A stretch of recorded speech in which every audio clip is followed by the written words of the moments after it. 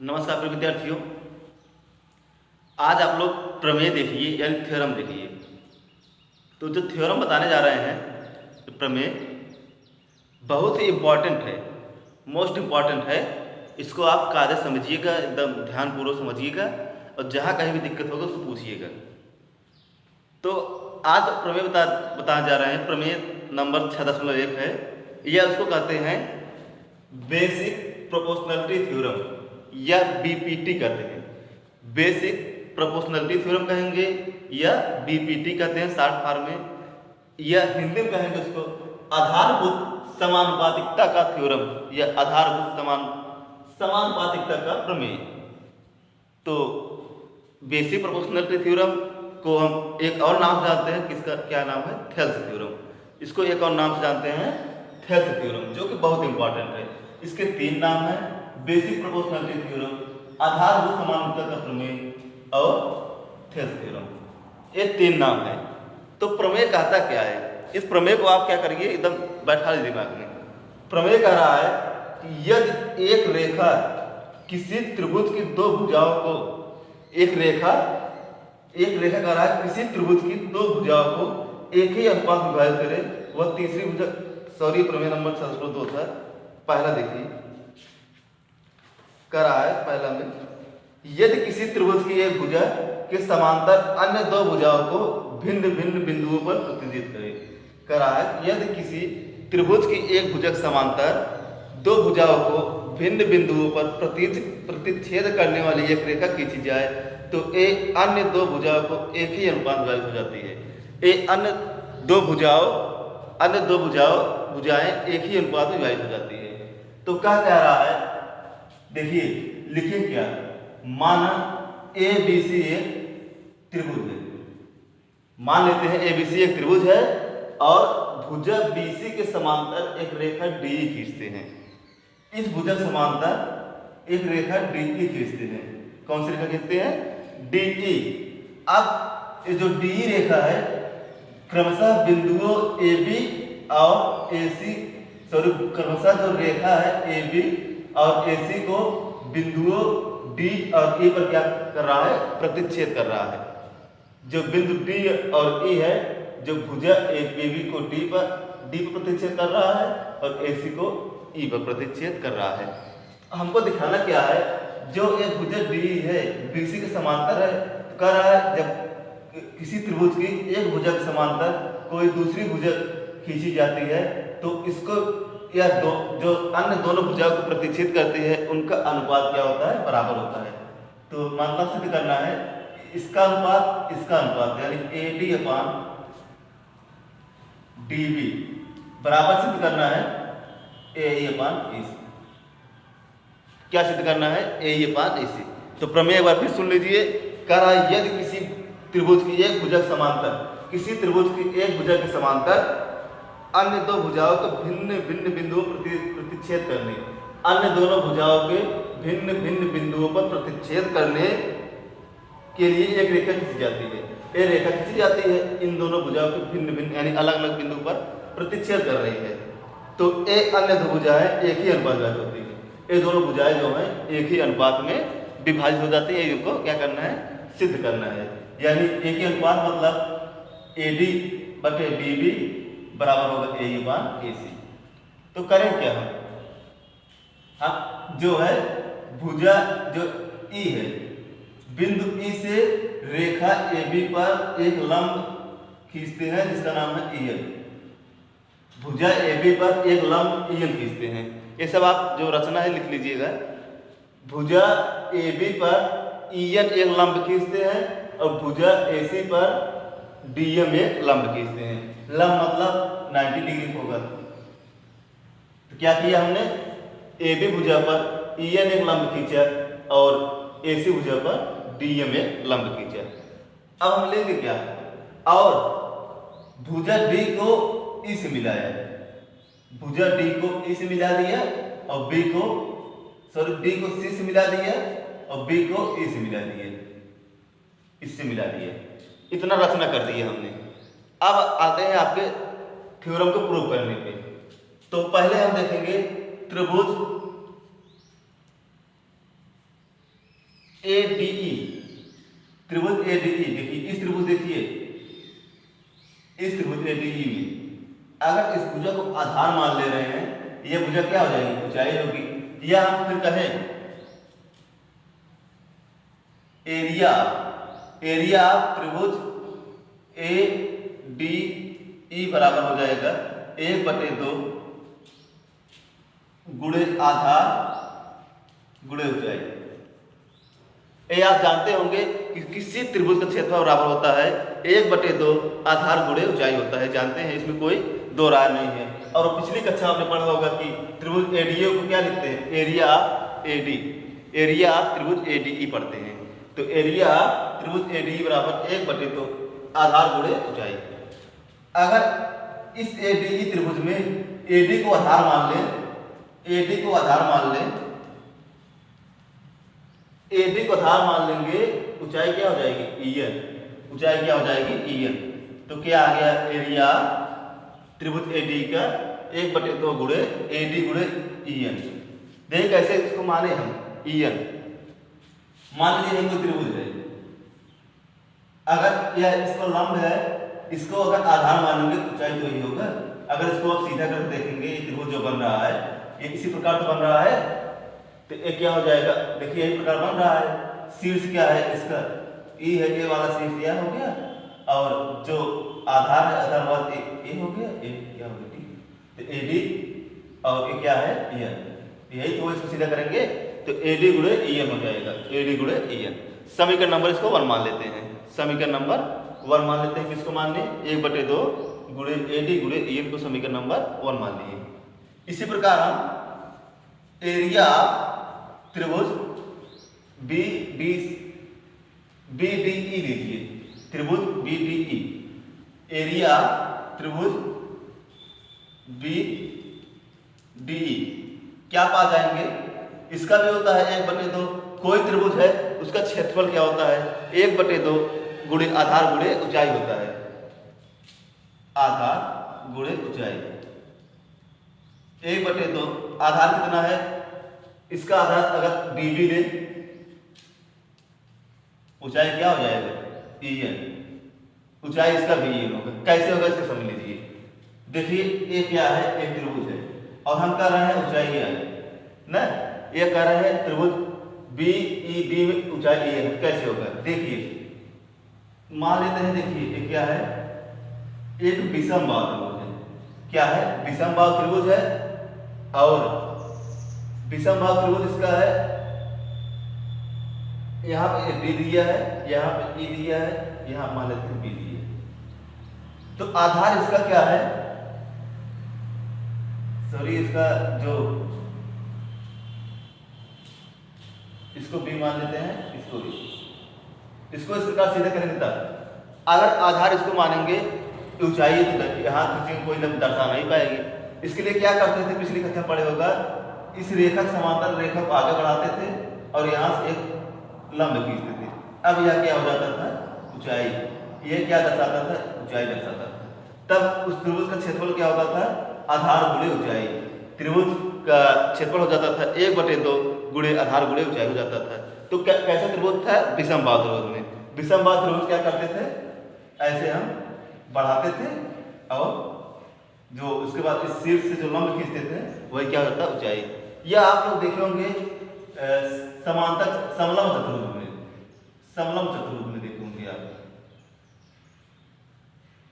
समलंब चतुर्भुज में क्या करते थे, इसके समांतर एक खींचते थे रेखा, या इसके समांतर इसकी ऊंचाई ज्ञात कर लेते थे, इस त्रिभुज का उनका क्षेत्रफल आ जाता था। तो कहने का मतलब हमारा यही है कि जो क्षेत्रफल होगा क्या होगा, 1/2 आधार गुणे ऊंचाई। तो आधार डी भी मान लेंगे, ऊंचाई क्या आ जाएगा, ईएन। अब समीकरण नंबर इसको मान लेते हैं 2।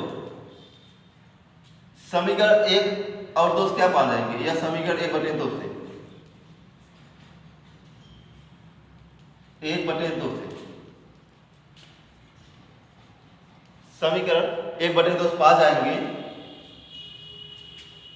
एरिया त्रिभुज ए डी ई बटे एरिया त्रिभुज बी डी ई त्रिभुज बी डी ई बराबर पा जाएंगे 1/2 गुणे ए डी गुणे ई एम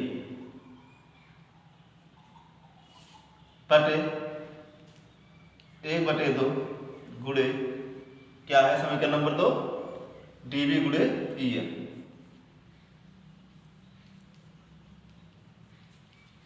अब ई एम सी एम कटा लीजिए 1/2 कटा लीजिए, बचे क्या ए डी बटे डी बी, ए डी बटे D B.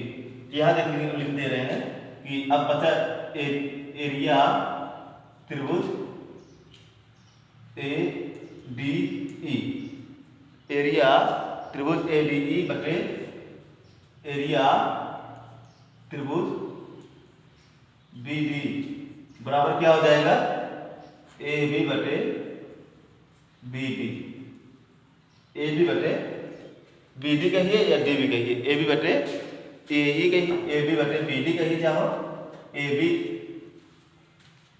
Sorry A D बटे बी डी है ए डी। देखिए यहाँ पर क्या है ए डी बटे डी बी है या बी डी कही, दोनों बात एक ही है, ए डी बटे ए बी बटे बी डी। इसको मान लेते हैं समीकरण नंबर 3, समीकरण नंबर इसको 3 मान लेते हैं। अब हम करें क्या, पुनः या पुनः कहिए या इसी प्रकार, क्योंकि अब एक दिखा दिए हैं एक इसको लिख सकते हैं इसी प्रकार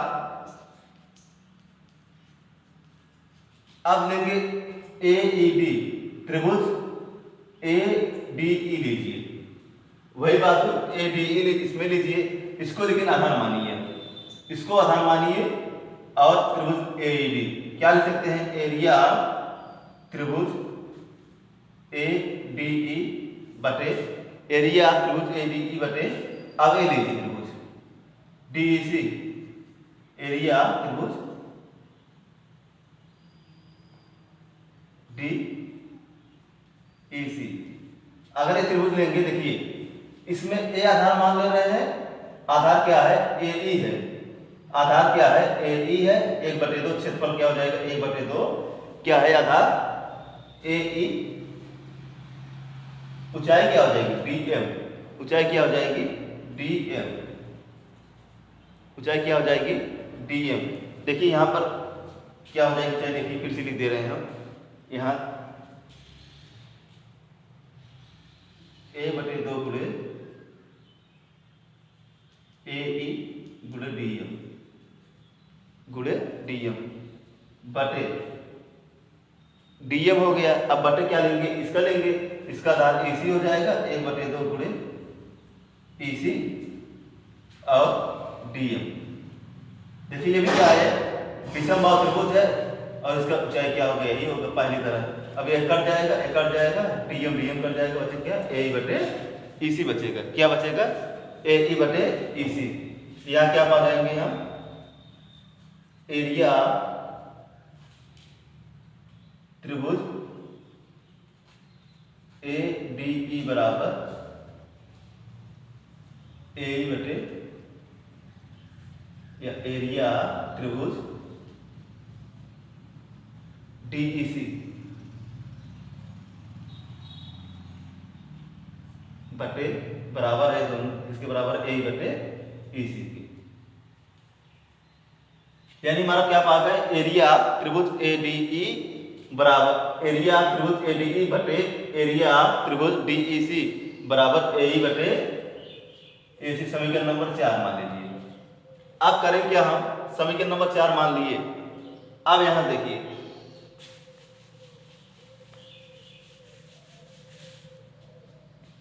तो हम देख रहे हैं ये जो त्रिभुज एरिया देखिए कैसे होगा, एरिया बी